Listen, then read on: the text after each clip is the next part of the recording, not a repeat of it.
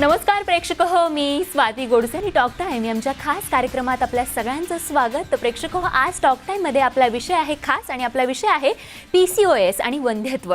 आणि या विषयावरती आपल्याला मार्गदर्शन करणार आहेत डॉक्टर श्रुतिका ठक्कर.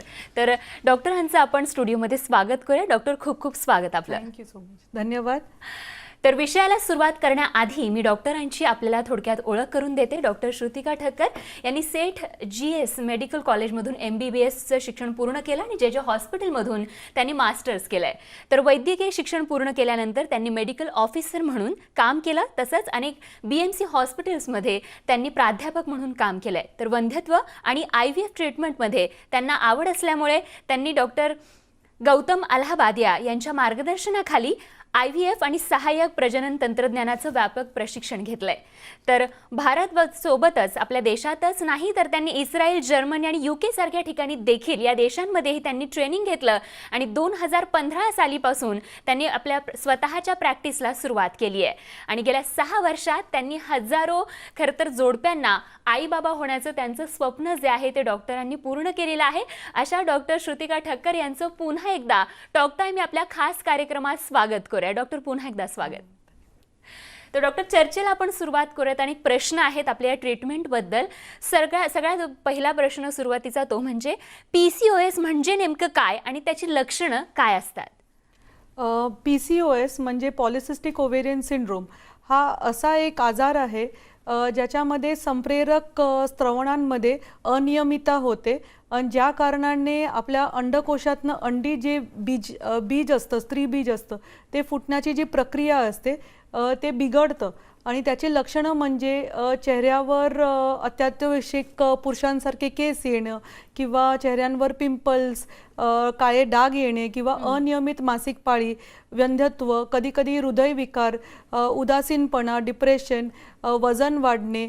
त्याशिवाय हा जो आजार आहे तो किशोर अवस्थापासून 50च्या वरच्या सालीपर्यंत त्याचा असर असतो. आणि कोणाकोणामध्ये जर हा रोगाचा व्यवस्थित आपण उपचार नाही केले तर इवन एंडोमेट्रियल कॅन्सर, एंडोमेट्रियल कर्करोग हा पण या आजाराचाच भाग आहे.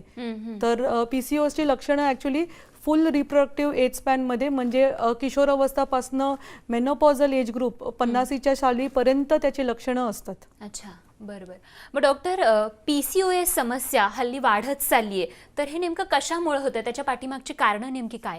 PCOS समस्या पुढच्या पिढीमध्ये एवढं आढळलं जात नव्हतं आणि आता आम्ही बघतो की किशोरावस्था मुलींमध्ये 40% मुलींमध्ये आपण हा PCOS आजार आढळला जातो. OPDमध्ये येणाऱ्या खूप युवतींमध्ये आपण हा आजार बघतोय. इनफर्टिलिटीमध्ये, वंध्यत्व उपचारांमध्ये 50 to 60% बायकांना PCOS आहे. आणि याची कारणं म्हणजे आपली जीवनशैली, शारीरिक शहरातली जी जीवनशैली आहे ज्याच्यामध्ये आपला आहार बिघडलेला आहे. आपण जास्तीत जास्त प्रोसेस फूड, मैदा याचा वापर करतो. आपण आहारामध्ये खूप हाय ग्लायसिमिक्स इंडेक्स कार्बोहायड्रेट्स असं खातो. इझी टू कुक जे डाएट आहे तसं आपण खातो. त्याशिवाय आपल्या व्यायामामध्ये कमतरता, झोपेचं वेळ न असणं, या सगळ्या गोष्टींमध्ये बेसिकली हा एक लाईफस्टाईल, जीवनशैलीचा रोग आहे आणि लाईफस्टाईल बिघडल्यामुळे हा आढळला जातो. त्याशिवाय हा हेरिडेटरी किंवा अनुवंशिक पण आजार म्हणला जातो.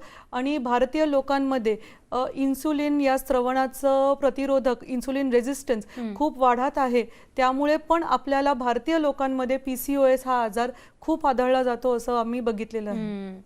मग डॉक्टर, PCOS या आजारापासून दूर राहण्यासाठी मग आपल्या जीवनशैलीमध्ये, लाईफस्टाईलमध्ये नेमके काय बदल करणं गरजेचं आहे? हा एकदम योग्य प्रश्न आहे, कारण PCOS मध्ये जीवनशैलीचा बदल हा सर्वात प्राथमिक उपचार आहे. जीवनशैली न बदलल्याशिवाय आपण कोणतेही उपचार केले तर ते यशस्वी होत नाही असं आम्ही बघितलेलं आहे. तर PCOS मध्ये आपल्याला जीवनशैलीमध्ये वेळेवर झोपणं हे खूप आवश्यक आहे. कमीत कमी 8 ते 10 तास झोपले पाहिजे माणसांनी. आणि 11 ते 12 वाजेपर्यंत आम्ही युजुअली हा सल्ला देतो की 11-12 वाजेपर्यंत झोपा. आजकालच्या बायकांचं किंवा युवतींचं असं झालंय की नेटफ्लिक्स, ॲमेझॉन हे सगळं बघण्यामध्ये खूप उशिरा झोप होते. त्याशिवाय आहारामध्ये बदल हा खूप आवश्यक आहे. आहारामध्ये आपल्याला हिरव्या पालेभाज्या, ताजं आणि चांगलं सात्विक आहार असं घेतलं पाहिजे. लाल पिवळे पालेभाज्या, लाल पिवळे जास्त फायबरचे फूड्स, हा जास्त आहारामध्ये आपण बदल केला पाहिजे. PCOS मध्ये वजन खूप वाढलेलं असतं. वजन कमी करण्यासाठी कोणतेही फॅट डाएट न करता एका कोणत्याही आहार तज्ज्ञाचं कन्सल्टेशन करून आहार व्यवस्थित करणं हा PCOS साठी खूप इम्पॉर्टंट एक आवश्यक स्टेप आहे. त्याशिवाय व्यायाम, कोणताही व्यायाम एव्हरी डे आपल्या जीवनशैलीमध्ये त्या व्यायामाचं आपण समावेश केला पाहिजे. 10 ते 15 मिनिटं कमीत कमी आपण व्यायामासाठी काढले पाहिजे. हे जर आपण थोडे बेसिक बदल केले तर PCOS एवढा मोठा रोग नाहीये की आपण त्याला कंट्रोल नाही करू शकतो. बरोबर, उपाय आहे पण ते केले पाहिजेत. मग ह्या PCOS या आजाराचं निदान नेमकं कसं होतं, की हा आजार झालाय हे नेमकं कसं कळतं? PCOSचा निदान करण्यासाठी सर्वप्राथमिक आपण पेशंटला त्याचे लक्षणं विचारतो. लक्षणावरनं आपल्याला जर संशय आला तर त्याच्यासाठी काही चाचण्या असतात. चाचण्यांमध्ये प्राथमिक चाचणी म्हणजे सोनोग्राफी, ट्रान्सवजायनल सोनोग्राफी, योनी मार्गातनं केलेली सोनोग्राफी. अल्ट्रासाऊंड एक्झामिनेशनमध्ये आपल्याला अंडकोशाचा आकार मोठा झालेला दिसतो. त्याच्यामध्ये खूप पाण्याच्या बुडबुड्यांसारखे बीज जे आहेत ते जमा झालेले दिसतात. ते एक वे आहे ज्याच्याने आपण सोनोग्राफीद्वारा PCOSची शंका आपण त्याची चाचणी करू शकतो. त्याशिवाय हॉर्मोनल म्हणजे संप्रेरक स्त्रवणांचं तपास असतात.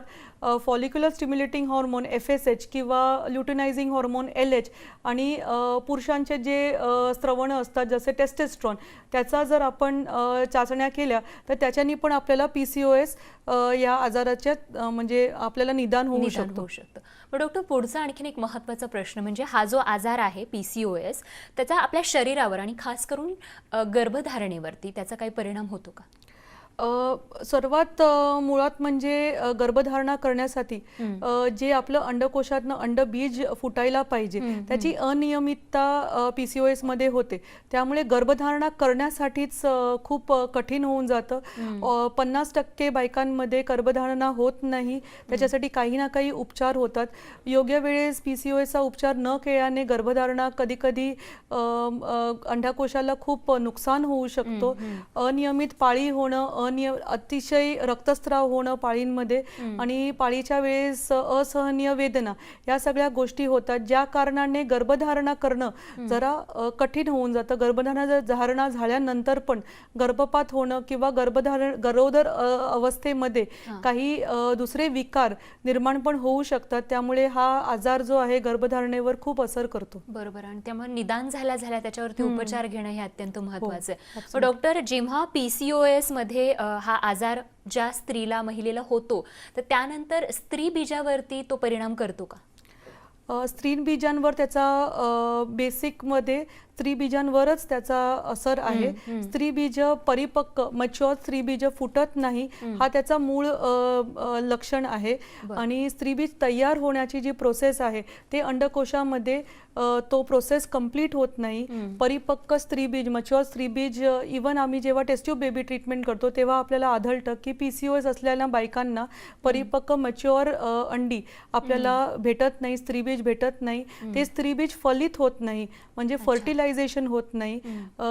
झालेलं जे गर्भ आहे त्याचं रोपांकन नाही होत म्हणजे इम्प्लांटेशन होत नाही. त्यामुळे अतिरिक्त मिसकॅरेजेस असं होऊ शकतं. तर ह्या सगळ्या म्हणजे हे सगळं होतंच स्त्रीबीजांवर.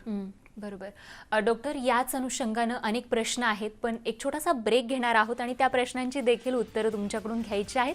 तेव्हा प्रेक्षक हो, एक महत्त्वाचा विषय आहे PCOS आणि या आजारावरती आपल्याला डॉक्टर मार्गदर्शन करतायत. मार्गदर्शन घ्यायचे, अनेक प्रश्नांची उत्तरं घ्यायची आहेत, पण अगदी छोटासा ब्रेक घेऊन लगेच परत येतो. बघत रहा टॉक टाइम.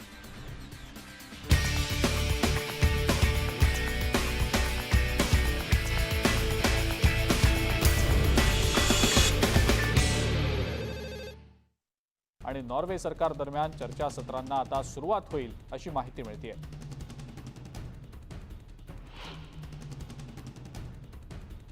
युरोपियन युनियनच्या रिकव्हरी आणि रेझिलियन्स फॅसिलिटीला रोमानियाच्या आर्थिक पुनर्बांधणी आणि स्थैर्यासाठी निधी देण्याबाबत युरोपियन कमिशननं हिरवा कंदील दाखवलाय. या अंतर्गत आता रोमानियाला युरोपियन कमिशनकडून 14.2 बिलियन युरोजचा निधी आणि जवळपास 15 बिलियन युरोजचं कर्ज तातडीनं मंजूर केलं जाईल असं युरोपियन कमिशनच्या अध्यक्षांकडून स्पष्ट करण्यात आलेलं आहे.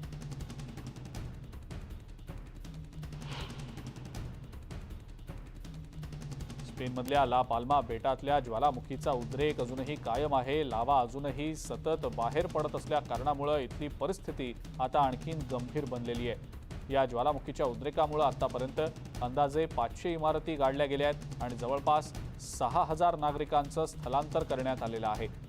शास्त्रज्ञांनी दिलेल्या माहितीनुसार ज्वालामुखीतून लावा पूर्णपणे बाहेर पडण्याची प्रक्रिया संपलेली नाही. पुढचे काही दिवस धोका कायम राहू शकणार आहे.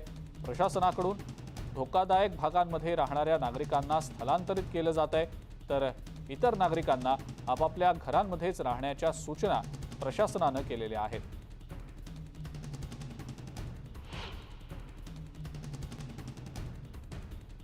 सोमवारी एका ग्रीक बेटाला 5.8 रिश्टर स्केलचे भूकंपाचे धक्के बसले. यामध्ये एक व्यक्ती ठार झाली असून अनेक जण जखमी झाल्याची माहिती मिळते. मृत व्यक्तीला भूकंपाच्या केंद्रबिंदूच्या अगदी जवळ असलेल्या आर्केलोचोरी गावामध्ये अर्धवट कोसळलेल्या चर्चच्या ढिगाऱ्याखालून बाहेर काढण्यात आलं अशी माहिती अधिकाऱ्यांनी दिलेली आहे. भूकंपामुळे टाउन सेंटरमधले घरं आणि चर्चेसचं मोठं नुकसान झालं. स्थानिक वेळेनुसार सकाळी 9:17 भूकंपाचे धक्के बसले.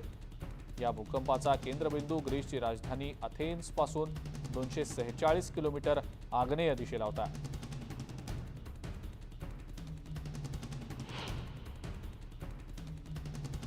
I believe I can fly या गाण्यासाठी प्रसिद्ध असलेले R&B सुपरस्टार आर केली यांना तरुण स्त्रिया आणि मुलांची गैरवर्तन केल्याच्या अनेक आरोपांमुळे लैंगिक शोषणाच्या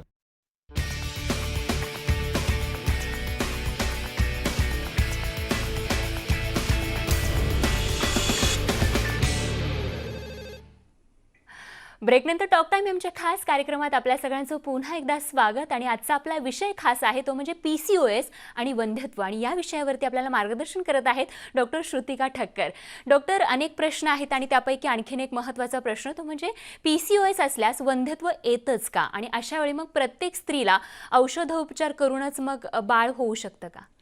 हा एक मोठा गैरसमज आहे की PCOS असलं तर वंध्यत्व येतच म्हणून. असं अजिबात नाहीये की PCOS असल्यास वंध्यत्व येणारच आहे. नैसर्गिकरित्या जर आपण ह्या आजाराला कंट्रोल केलं तर वंध्यत्व असण्याची गरज नाही. खूप सारे बायका PCOS बरोबर पण स्वतःहून आई बनू शकतात. पण जर समजा आपल्याला वेळेवर आपलं गर्भधारणा होत नसेल तर मग जे इनफर्टिलिटी स्पेशलिस्ट आहे, फर्टिलिटी कन्सल्टंट्स आहे, त्यांच्याकडे उपचार घेण्यामध्ये संकोच नाही केला पाहिजे. बरोबर. मग डॉक्टर, अशी जोडपी ज्यांना PCOS सोबत वंध्यत्व आहे अशा जोडप्यांसाठी मग कोणते उपचार उपयोगी पडू शकतात? अशा जोडप्यांसाठी बेसिकमध्ये आपण सोनोग्राफी करून फॉलिक्युलर मॉनिटरिंग असं म्हणतो. अंडकोशाला अंडी कधी फुटतात हे बघण्यासाठी आम्ही सिरियल सोनोग्राफी करतो. त्याच्याबरोबर बेसिक ट्रीटमेंट म्हणजे ओव्ह्युलेशन इंडक्शन ड्रग्स, क्लोमिफिन आणि लेट्रोझॉल हे जे मेडिसिन्स आहेत, हे जे औषधी आहेत, त्याच्यामुळे अंडाशयातनं अंडी बनण्याची जी प्रक्रिया आहे, जी PCOS मध्ये मुळात खराब झालेली प्रक्रिया आहे, त्याला बरोबर करण्यासाठी, त्याला योग्य रूपेत होण्यासाठी आपण औषधं देऊ शकतो. जर कोणत्याही कारणाने जोडप्याला अजूनही नॅचरल किंवा नैसर्गिक औषधी करायची असतील तर इन्सुलिन प्रतिरोधक, इन्सुलिन रेझिस्टन्स कमी करण्याचे जे औषधं आहेत, जे मधुमेहामध्ये, डायबिटीसमध्ये पण वापरले जातात, जसं मायोइनोसिटॉल, मेटफॉर्मिन याचा वापर केला जातो. आणि फक्त किशोर युवतींमध्ये वगैरे ज्यांना अनियमित पाळीचं जे लक्षणं आहेत, त्यांच्या फक्त नियमित पाळी पाहिजे असेल तर बाळरोधक ओरल कॉन्ट्रासेप्टिव्ह पिल्स जे आहेत ते 21 दिवसांचं जे मासिक महिना रेग्युलर करण्यासाठी जे औषधं असतात ते दिले जातात. त्याशिवाय वंध्यत्व दूर करायचं असेल तर मग IUI आणि IVF असे पण ट्रीटमेंट उपचार अवेलेबल आहेत. डॉक्टर, तुम्ही खरं तर हजारो जोडप्यांचं आई बाबा होण्याचं स्वप्न पूर्ण केलेलं आहे आणि त्यामुळे त्याच अनुषंगाने आणखीन एक महत्त्वाचा प्रश्न की बरेच जण असं म्हणतात की PCOS असलं की IVF ट्रीटमेंटची गरज पडतेच म्हणून. आणि तर हा जो समज किंवा त्याला गैरसमज म्हणू शकतो तर तो बरोबर आहे का? नाही, तो अजिबात बरोबर नाहीये. प्रत्येकाला IVF ट्रीटमेंटची आवश्यकता लागत नाही. आणि फर्टिलिटी स्पेशलिस्ट कडे गेलो तर असं खूप जोडप्यांचं ची मान्यता आहे की आपल्याला डिरेक्टली ते लोक IVF ट्रीटमेंटच सांगतील, पण असं अजिबात खरं नाहीये. बेसिक फर्टिलिटी ट्रीटमेंटनी पण PCOS मध्ये आपल्याला आई होता येतं, आपल्याला गरोदरपणा अनुभवता येतो आणि तो बेसिक ट्रीटमेंट म्हणजे जसं मी सांगितलं, फक्त अंडकोशातनं अंडी बीज फुटण्यासाठी, स्त्री बीज फुटण्यासाठी काही औषधी असतात. त्याच्याबरोबर आपण सोनोग्राफीच्या माध्यमाने बघू शकतो की अंडकोशातनं अंडी कधी फुटते आणि त्याच्या अनुसार मग आपण संबंध ठेवू शकतो. त्याला प्लॅन रिलेशन सायकल असं म्हणतो. किंवा IUI इंट्रायुट्राइन इन्सेमिनेशन म्हणजे शुक्राणू जे आहे ते गर्भाशयामध्ये टाकणं वेळेवर जेव्हा स्त्रीबीज फुटतं. हे पण बेसिक ट्रीटमेंट अवेलेबल आहेत. बरं. मग डॉक्टर IVF केल्यावरती मग PCOS मध्ये काही धोके, खास करून गर्भधारणेसाठी काही समस्या? IVF मुळात काय असतं की आपण अंडकोशातनं अंडी काढतो आणि त्याच्याबरोबर शुक्राणूंचा संपर्क करून आपण त्या स्त्री बीजाला एम्ब्रिओ बनवतो. म्हणजे आपलं त्याचं रोपांकन करतोय आणि त्याला फळीत करतोय. त्याच्यानंतर जे एम्ब्रिओ बनतं त्याला आपण गर्भाशयामध्ये टाकतो, ताकी गर्भाशयामध्ये गरोदरपणा किंवा प्रेग्नन्सी व्हायला पाहिजे. या प्रक्रियेमध्ये PCOS बायकांना जेव्हा आपण इंजेक्शन्स देतो तेव्हा त्याच्यामध्ये अतिरिक्त अंडी बनण्याची किंवा ओव्हेरियन हायपरस्टिम्युलेशन असा धोका आढळला जातो, ज्याच्यामध्ये पोटात पाणी जमा होणे किंवा कधी कधी फुफ्फुसांमध्ये पण पाणी जमा होणे असा धोका असतो. त्याशिवाय IVF केलं तर खूप लोकांना असं वाटतं की आपण 100% आपण यशस्वी होऊ, पण असं अजिबात नाहीये. PCOS मध्ये 40 to 50% सक्सेस रेट असतं आणि PCOS मध्ये कधी कधी फेलियर पण होतं, कारण आपल्याला परिपक्व अंडी नाही भेटल्यामुळे कधी कधी ती गर्भधारणा होत नाही. त्याशिवाय गर्भपात होणे किंवा गरोदरपणामध्ये मधुमेह हा आजार, हे सगळे पूर्ण 9 महिने PCOS बायकांना ॲक्च्युली आहार तज्ज्ञाबरोबर संपर्क केला पाहिजे आणि व्यवस्थित त्यांनी ते गर्भधारणेच्या वेळेस काळजी घेतली पाहिजे. तर हे धोके आपण प्रिव्हेंट करू शकतो. गर्भधारणा झाल्यानंतर काय काळजी घ्यायला हवी यावरती देखील आपलं मार्गदर्शन घ्यायचं. पण आणखीन एक छोटासा ब्रेक घेऊया डॉक्टर, आणि पुन्हा त्या प्रश्नावरती सविस्तर उत्तर जाणून घ्यायला आवडेल. तर प्रेक्षक हो, आणखीन एक छोटासा ब्रेक घेऊन लगेच परतणार आहोत. तेव्हा बघत राहा आमचा खास कार्यक्रम टॉक टाइम.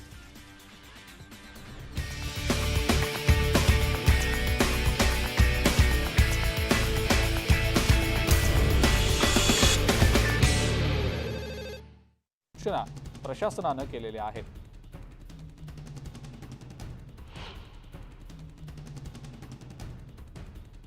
सोमवारी एका ग्रीक बेटाला 5.8 रिश्टर स्केलचे भूकंपाचे धक्के बसले. यामध्ये एक व्यक्ती ठार झाली असून अनेक जण जखमी झाल्याची माहिती मिळते. मृत व्यक्तीला भूकंपाच्या केंद्रबिंदूच्या अगदी जवळ असलेल्या आर्केलोचोरी गावामध्ये अर्धवट कोसळलेल्या चर्चच्या ढिगाऱ्याखालून बाहेर काढण्यात आलं, अशी माहिती अधिकाऱ्यांनी दिलेली आहे. भूकंपामुळे टाउन सेंटरमधले घरं आणि चर्चेसचं मोठं नुकसान झालं. स्थानिक वेळेनुसार सकाळी 9:17 भूकंपाचे धक्के बसले. या भूकंपाचा केंद्रबिंदू ग्रीसची राजधानी अथेन्सपासून 246 किलोमीटर आग्नेय दिशेला होता.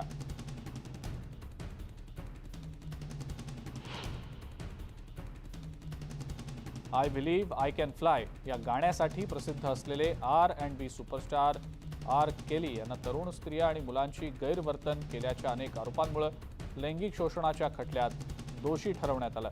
आरोप करणाऱ्यांनी खटल्यादरम्यान तपशिलात साक्ष दिली की त्यांनी अल्पवयीन असताना केली यांनी त्यांच्याशी अतिशय विकृतपणे वर्तन केलं.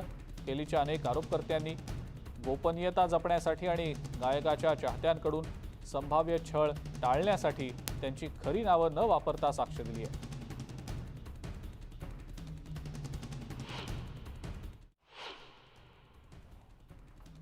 मंगळवारी उत्तर कोरियाकडून बॅलिस्टिक मिसाईल्सची चाचणी करण्यात आल्याची माहिती मिळतेय. जपान आणि दक्षिण कोरियातर्फे या वृत्ताला दुजोरा दिला गेल्याचंही समजतंय.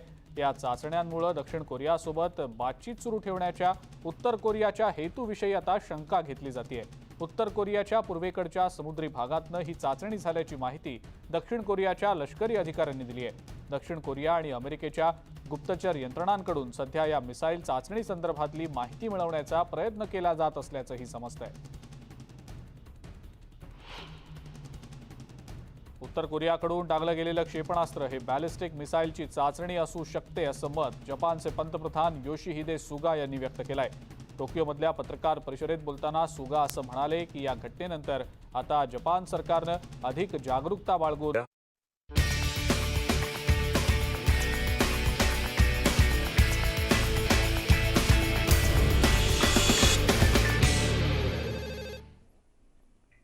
ब्रेकनंतर टॉक टाइम आमच्या खास कार्यक्रमात आपल्या सगळ्यांचं स्वागत आणि आजचा टॉक टाइमचा आपला विषय आहे PCOS आणि वंध्यत्व आणि त्यावरती उपचार म्हणून काय आहे त्या उपचारांबद्दल आणि एकूणच IVF ट्रीटमेंटबद्दल आपल्याला मार्गदर्शन करण्यासाठी डॉक्टर आपल्यासोबत आहेत स्टुडिओमध्ये. तर आणखीन एक महत्त्वाचा प्रश्न घेऊन डॉक्टरांकडे जाऊया. डॉक्टर, तुम्ही IVF या ट्रीटमेंटबद्दल विचारत होता, पण त्याआधी एक महत्त्वाचा प्रश्न तो म्हणजे PCOSमुळे जेव्हा ज्यांना PCOS हा आजार असतो तर अशा रुग्णाला, अशा व्यक्तीला जेव्हा गर्भधारणा होते त्या स्त्रीने खास करून प्रेग्नन्सीमध्ये काय काळजी घेणं गरजेचं आहे? प्रेग्नन्सीमध्ये गर्भधारणेच्या अवस्थेमध्ये आपण जे बायकांना सांगतो की आहार तज्ज्ञाचा सल्ला घ्या, आहारामध्ये खूप लक्ष द्या. आहार तज्ज्ञाचा सल्ला म्हणजे कसं, आपण खूप पालेभाज्या खाल्ल्या पाहिजेत. आपण भात, सिंपल कार्बोहायड्रेट ज्याच्यामध्ये आपलं ग्लुकोजचे लेवल्स स्पाइक होऊ शकतात, इन्सुलिन या स्त्रवणाचं लेवल स्पाइक होऊ शकतात, तसे पदार्थ आपण अवॉइड केलं पाहिजे. जसं मी बोलले की मधुमेह हा, डायबिटीस हा आजार गरोदरपणामध्ये होऊ शकतो PCOS स्त्रियांना. त्याशिवाय रक्तदाब किंवा अतिशय लवकर डिलिव्हरी, प्रीमच्युअर डिलिव्हरी हे सगळे धोके असतात. त्यामुळे स्त्रियांना थोडं लक्ष द्यावं लागतं. नियमित वेळेस डॉक्टरकडे जाऊन, स्त्री तज्ज्ञाकडे जाऊन आपल्या प्रसूतीची चाचणी करणे हे खूप आवश्यक आहे. आपल्या वजनावर लक्ष देणे, नियमितपणे व्यायाम करणं हे सगळे खूप आवश्यक काळजी घेण्याच्या वस्तू आहेत. त्याशिवाय 24 ते 26 आठवड्यांमध्ये गर्भावस्थेमध्ये मधुमेहाची चाचणी खूप आवश्यक असा गोष्ट आहे, जे PCOS व्यक्तींनी खूप लक्षात घ्यायला पाहिजे. बरोबर. तर ही सगळी काळजी घेणं, आहारासोबत वजन आणि या सगळ्या गोष्टी तज्ज्ञ जे आहेत डॉक्टरांच्या सतत संपर्कात राहून त्यांच्या मार्गदर्शनाखाली तुम्ही आई बाबा होण्याचं तुमचं स्वप्न पूर्ण करू शकता. डॉक्टर, ग्रामीण भागात IVF ही ट्रीटमेंटबद्दल खरं तर मोठ्या प्रमाणात गैरसमज असतात, तर त्यांना तुम्ही काय मार्गदर्शन करणार जे आई बाबा होऊ इच्छित आहेत आणि ज्यांना IVF ही ट्रीटमेंट घ्यायची आहे? खूप जोडप्यांना असं वाटतं की जर आपण IVF ट्रीटमेंट घेतो तर हा आपलं काहीतरी दुर्बलता आहे किंवा आपले काही कमतरता आहे आणि त्याच्यामुळे ते IVF ट्रीटमेंटला नाही असं म्हणतात आणि नाकारत जातात. पण आवश्यक असताना आपल्याला वेळेवर हा ट्रीटमेंट किंवा हा उपचार करणं खूप आवश्यक आहे. आजकाल ग्रामीण भागामध्ये पण ही सुविधा अवेलेबल आहे. फक्त शहरांमध्ये टेस्ट ट्यूब बेबी सेंटर आहे असं आता राहिलेलं नाही आहे. आणि याबद्दल फक्त माहिती आणि त्याबद्दल आपलं ओपन माइंड असणं हे खूप आवश्यक आहे. तेवढंच आहे. बाकी ग्रामीण भागामध्ये पण सगळ्या सुविधा अवेलेबल आहे. जसं आपण बोललो PCOS नैसर्गिकरित्या पण आपण व्यायाम आणि आहारशैली, जीवनशैलीच्या सुधारणामुळे PCOS या रोगाला आपण सामोरे जाऊ शकतो. त्यामुळे ते आपण घरी बसल्यास पण व्यवस्थित माहिती असेल तर माणूस आपलं थोडं PCOS रोगाला थोडं सामोरे जाऊ शकतो आणि त्यातून आपलं पुढचं जे स्वप्न आहे ते पूर्ण होऊ शकतं आई बाबा होण्याचं. PCOS आजार असणाऱ्या अशा महिलांना ज्या खरं तर आत्ताचं त्यांचं बिझी लाईफस्टाईल फॉलो करून जगता आहेत, त्यांच्यासाठी तुम्ही काही आदर्श अशी नियमावली सांगाल का की हां येस ही जीवनशैली तुम्ही फॉलो केली तर निश्चितच भविष्यासाठी तुमच्यासाठी ते चांगलं राहील? PCOSचे 3 नियम आहेत ज्याच्यावर आपण लक्ष द्यायला पाहिजे. व्यवस्थित आहार, आपलं सात्विक आणि ताजतवानं आणि पौष्टिक आहार याच्यावर आपण लक्ष दिलं पाहिजे. वेळेवर झोपणं आणि व्यायाम ह्या 3 गोष्टींवर जर लक्ष दिलं तर आपण आपल्या जीवनशैलीमध्ये एवढा सुधार करू शकतो की PCOS हा आजार कधी नाही सारखा नाही होत, तो बरा होऊ शकतो. त्याला आपण नियंत्रित ठेवू शकतो, पण त्याला कम्प्लिटली बरं करू नाही शकत. तर ते नियंत्रण ठेवण्यासाठी हे जर 3 प्रिन्सिपल्स, 3 रूल्स आपण जर फॉलो केले तर PCOS या रोगाला आपण मात देऊ शकतो. अच्छा डॉक्टर, खरं तर आतापर्यंत तुम्ही अनेक रुग्ण हाताळलेले आहेत, अनेकांचं स्वप्न पूर्ण झाले असेल तुमच्या ट्रीटमेंटनंतर, तर असा एखादा अनुभव एखाद्या जोडप्याचा की जे खूप नैराश्यग्रस्त झाले होते, कारण कित्येक वर्ष खरं तर प्रयत्न करत असतात जोडपी आई बाबा होण्याचा आणि काहींचं ते स्वप्न तुमच्यामुळे पूर्ण झालं असेल, तर असा एखादा अनुभव? डेफिनेटली मला खूप आनंद होईल शेअर करायला. PCOS मध्ये आपल्याला असं तर AMH हा हॉर्मोन खूप हाई लेवलवर आढळला जातो, पण खूप सारं ट्रीटमेंट केल्यामुळे कधी कधी हा AMH रसायन आहे त्याची कमतरता बघितली जाते आणि अंड्यांची जी क्वालिटी आहे ते कमी होतं. असं एक जोडपं माझ्याकडे आलेलं, त्यांनी 7 ते 8 वेळा IVF ट्रीटमेंट केलेलं होतं. त्याच्यानंतर माझा पहिला सल्ला त्यांना होता की आपण जीवनशैलीमध्ये चेंज केलं पाहिजे. आपण आहारावर व्यायामावर 2 ते 3 महिने आपण काळजी घेतली पाहिजे. आहार तज्ज्ञ आमच्या हॉस्पिटलमध्ये आहार तज्ज्ञ आहेत. त्या आहार तज्ज्ञांनी त्यांना व्यवस्थित त्यांचं निर्देशन केलं आणि त्याच्यानंतर त्यांनी 15 ते 20 किलो कमी केले. स्त्री आणि पुरुष दोन्ही जे पार्टनर्स आहेत जोडप्याचे, ते दोघांनाही त्याच्यावर काम केलं पाहिजे. अँटीऑक्सिडंट थेरपी, त्याच्यामुळे त्यांचं जे स्त्री बीज आहे त्याला आम्ही थोडं त्याची क्वालिटी जी आहे ती चांगली केली.